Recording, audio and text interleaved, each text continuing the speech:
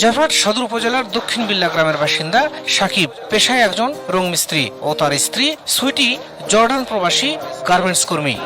পরিবারের সদস্যরা বলছেন, সম্প্রতি সাকিবকে দুই পরিবারের সিদ্ধান্তে অনেকটা ধুমধামের মধ্য দিয়েই গেল ৩ বছর আগে বিবাহ বন্ধনে আবদ্ধ হন সাকিব ও সুইটি নামে দুইজন ছেলে মেয়ে।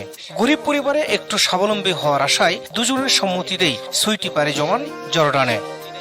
প্রায় ১ লাখ টাকা খরচ করে বিদেশে পাঠানো সুইটি স্বামীর কাছে কোনো টাকা পাঠায় না, সেই সঙ্গে ফোনে যোগাযোগও প্রায় বন্ধ করে দেওয়ায় মাঝে মধ্যেই সাকিব হতাশায় দিনাতিপাত করতেন।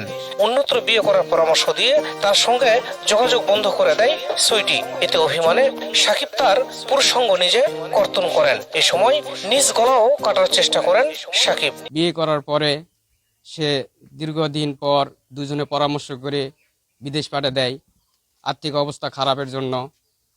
তারপরে বিদেশ পাঠিয়ে দেওয়ার পরে সে যোগাযোগ রাখে না তার স্বামীর সঙ্গে। তারপরে যতটুকু যোগাযোগ রাখে ঝগড়া ফাসাদ হয়, আমরা তো অতভাবে তো আর দেখতে পারি না। তারপরে হঠাৎ আমরা বাসায় আসে দেখতে পাই যে সে রক্তাক্ত অবস্থায় পড়ে আছে। সে নিজেই আত্মহত্যার চেষ্টা করে স্ত্রীর কারণে। তার নিজের হলো পুরুষ অঙ্গটা নিজেই কেটে ফেলে। তারপরে চিল্লি হওয়ার পরে আমরা পার্শ্ববর্তী লোকেরা আসে তাকে সদর হাসপাতালে নিয়ে যাই। নিয়ে যাওয়ার পরে সে এখন বর্তমানে বগুড়া মেডিকেলে আছে। এরকম জিনিস এখন আমার দেখিনি জীবনে বেড়া থাকা বন্ধু।